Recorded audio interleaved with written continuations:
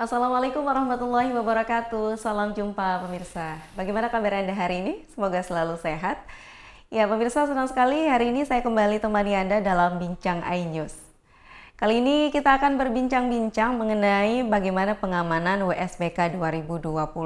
Karena sebentar lagi, insya Allah pada bulan November WSBK di sirkuit Mandalika akan kembali digelar. Sudah hadir bersama saya di studio iNews, ada Pak Kombes Pol Artanto SIK MSI, Kepala Humas Polda Nusa Tenggara Barat. Assalamualaikum. Waalaikumsalam warahmatullahi Kabar baik, wabarakatuh. Pak? Alhamdulillah sehat. Sehat, Ya. semangat. Iya. Terlihat lebih segar ya Pak Artanto ya? Alhamdulillah.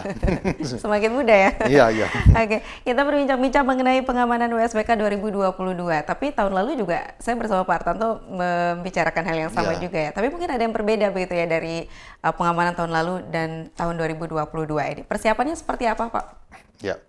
Untuk menghadapi WSBK ini kita dari pihak kepolisian akan menyusun suatu perencanaan operasi yang disebut dengan operasi Rinjani Mandalika ketiga. Kan dulu tuh sudah ada WSBK, kemudian MotoGP, dan ini WSBK jadi operasi Mandalika ketiga. Event internasional ketiga untuk kendaraan atau motor superbike ini ya.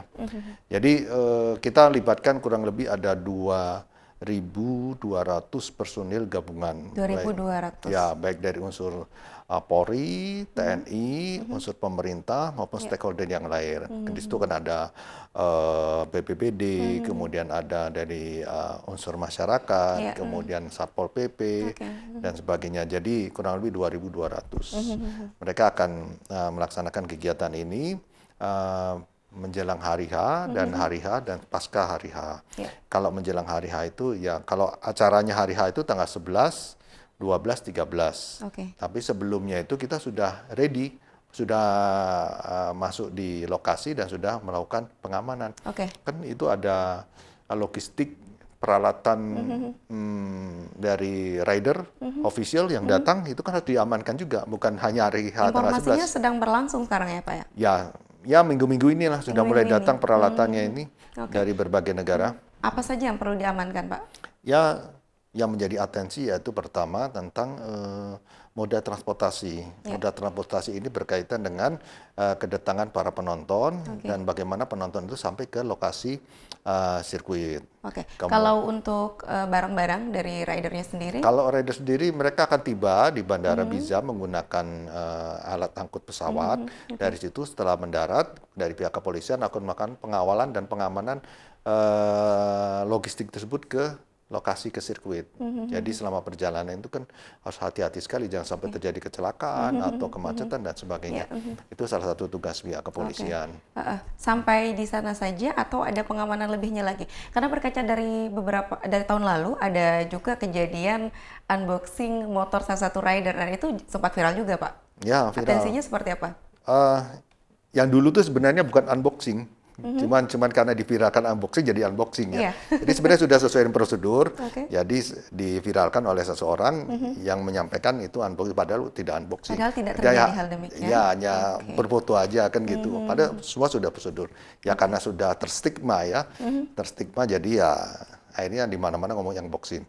Ya, apapun yang terjadi itu tidak boleh terulang kembali permasalahan tersebut. Jadi dari pihak Bea Cukai, dari pihak Angkasa Pura, kemudian dari pihak kepolisian, dari pihak panitia maupun pihak ofisial akan terus mengawal logistik tersebut.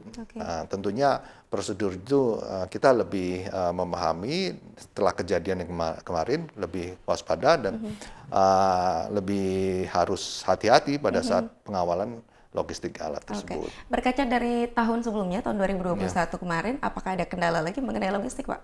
Kalau logistik, alhamdulillah lancar. Lancar. Tidak ada permasalahan yang signifikan. Kendaraan yang mengangkut pun lancar sampai tujuan. Pesawat yang membawa logistik dari luar negeri pun datang pun dari pihak Angkasa Pura sudah siap menerima. Dan koordinasinya lancar dengan pihak kepolisian. Berarti tidak ada kendala kalau soal logistik. Alhamdulillah. Yaitu pasca pelaksanaannya. Kalau pada saat pelaksanaan seperti apa Pak pengamanan yang akan dilakukan? Koordinasi sudah dilakukan pastinya juga sudah terjadi ya?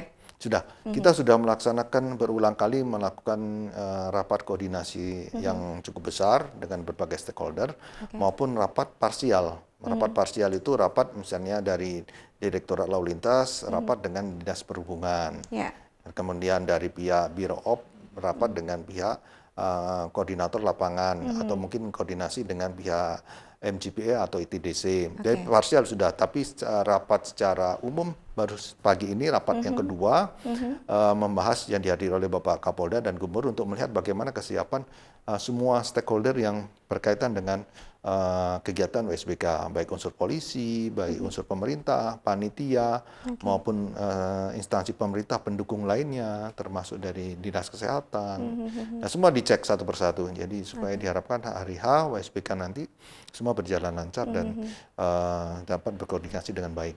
Oke. Pengamanan yang difokuskan Pak Tonto di lokasi mana saja? Ya.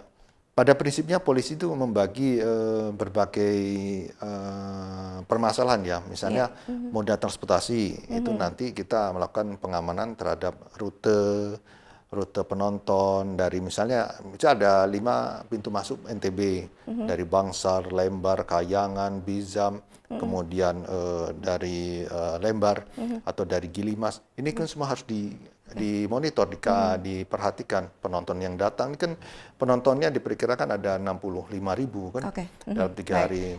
Nah, oleh karena itu kita harus semaksimal mungkin memberikan pelayanan kepada masyarakat atau penonton yang datang ke NTB ini supaya mereka merasa aman dan nyaman. Baik, nanti kita bahas lagi secara lebih mendalam ya, seperti apa moda transportasinya, kemudian sistem dari penontonnya seperti apa juga ya. Kita jeda dulu Pak. Jangan kemana-mana, pemirsa, kami akan kembali setelah pesan-pesan berikut ini. Tetap di Bincang iNews.